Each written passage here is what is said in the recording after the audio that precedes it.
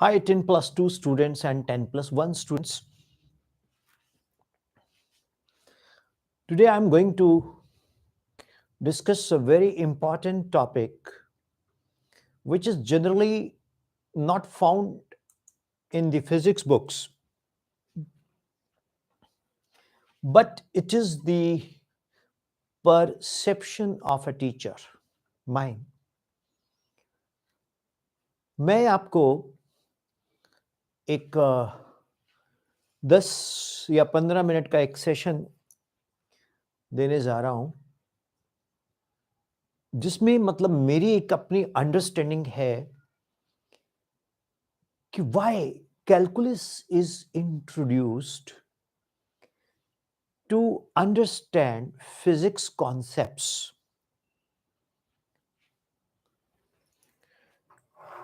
हम कैलकुलस को क्यों इंट्रोड्यूस करते हैं टू अंडरस्टैंड फिजिक्स कॉन्सेप्ट?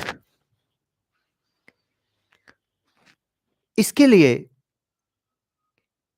एक हम एग्जाम्पल कंसिडर करते हैं.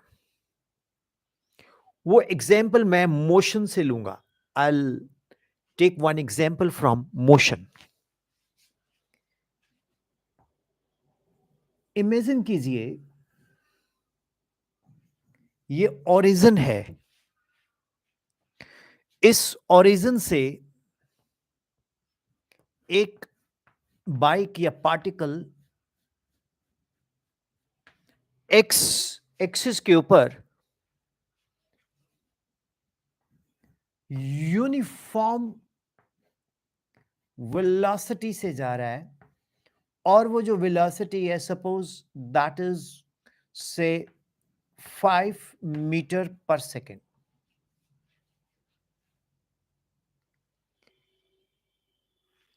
तो ये ओरिजिन है, इस पे ये जा रहा है, ये डिस्प्लेसमेंट है.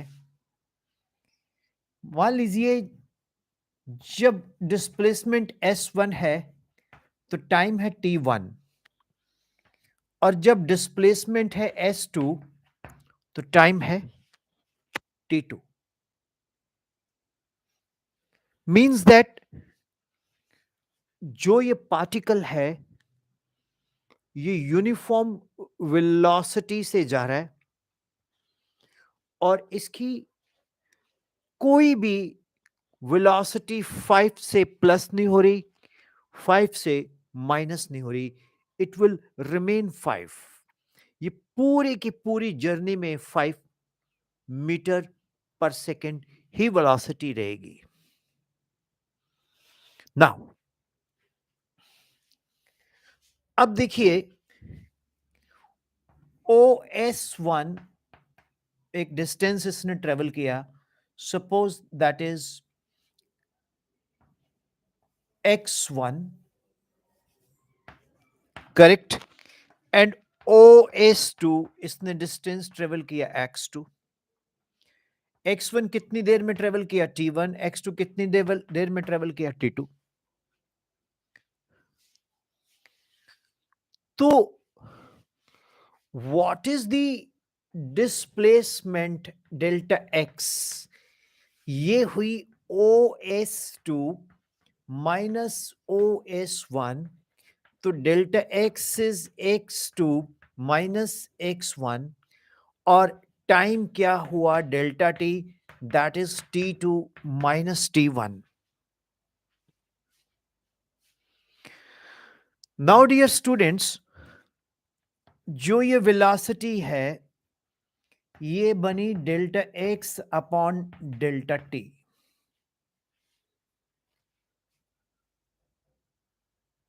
अब बहुत ध्यान से देखिए आप, अगर S2 S1 को अप्रोच करता है तो T2 T1 को अप्रोच करेगा. इफ S2 S1 को अप्रोच करता है तो T2 T1 को अप्रोच करेगा. तो व्हाट हैपन्स, डेल्टा T 0 को अप्रोच करेगा तो डेल्टा X भी 0 को अप्रोच करेगा.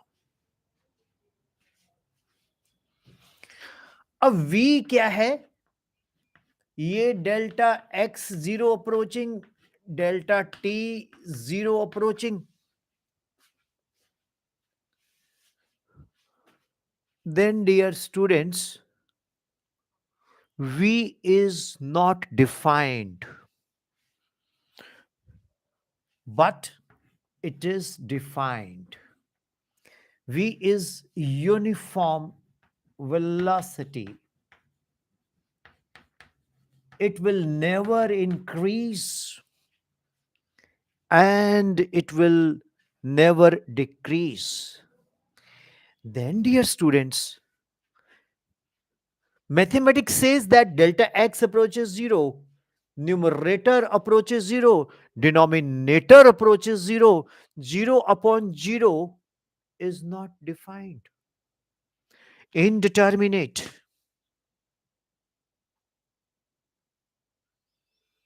Then, dear students, V is in trouble. The concept is in trouble. Then calculus says, do one thing. V is equal to d dt of x. When you take limit, delta x approaches 0, then delta x upon delta t is equal to d dt of x.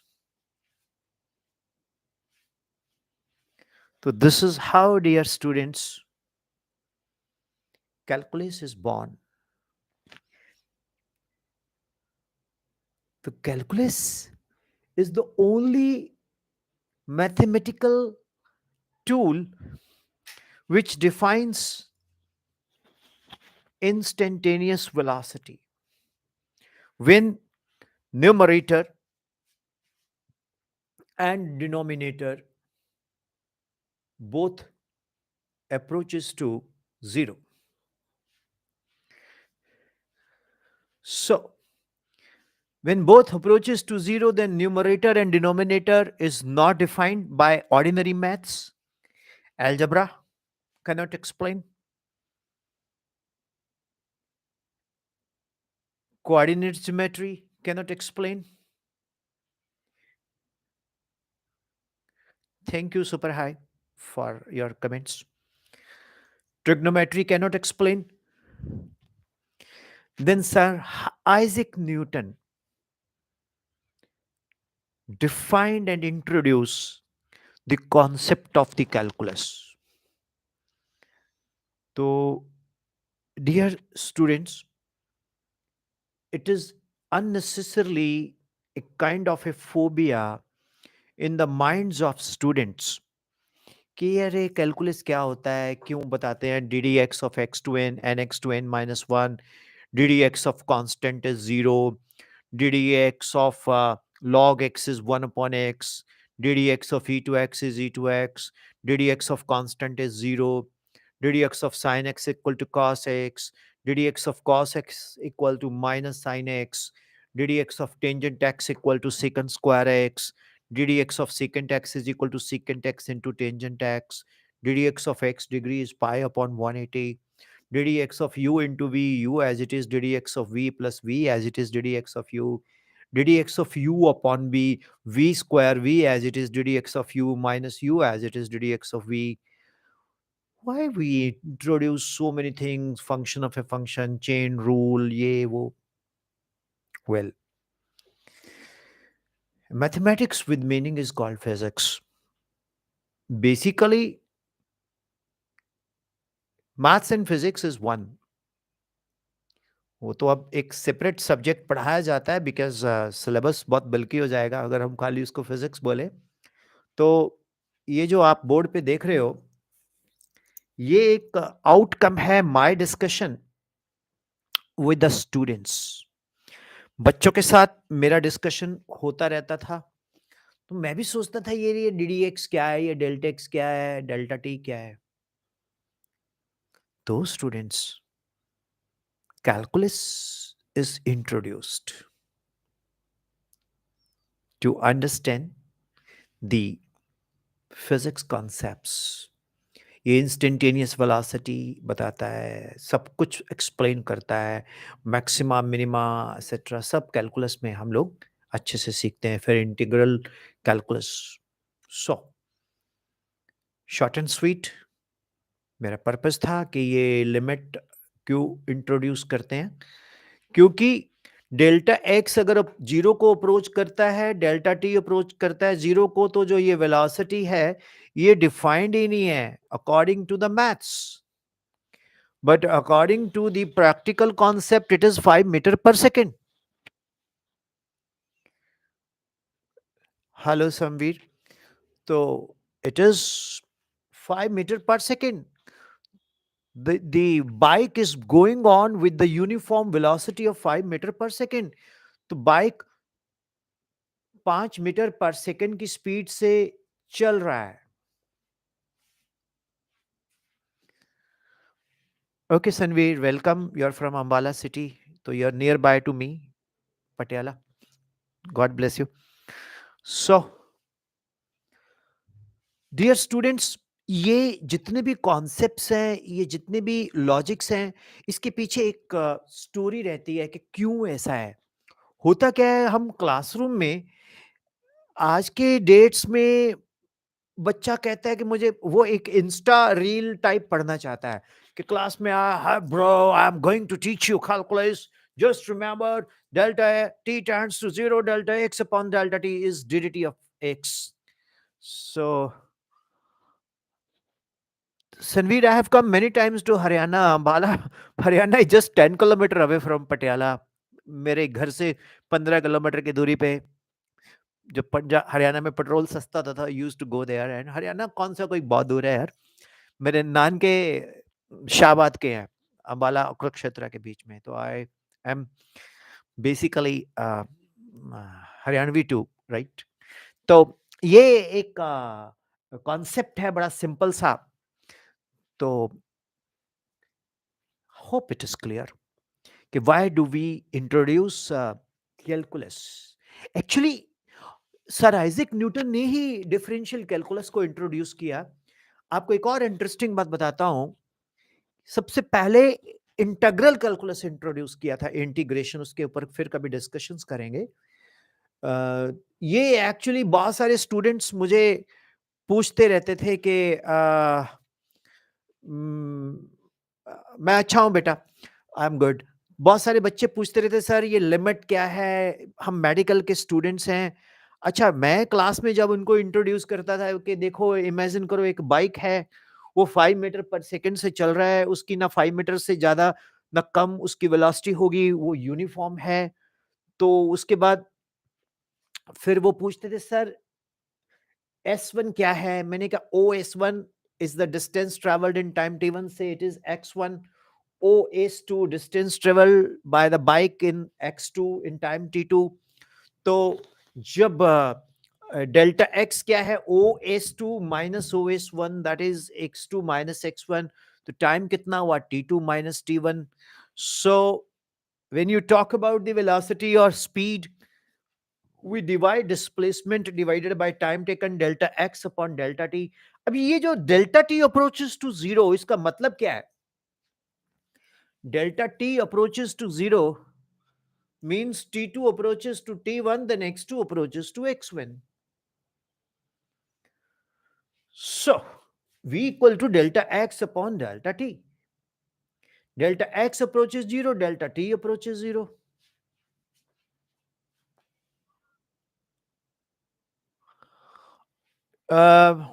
Dear student, time management skill, अभी इस lecture के बाद मैं फिर live होता हूं, मैं time management skill पे अभी लेक्चर दे देता हूं।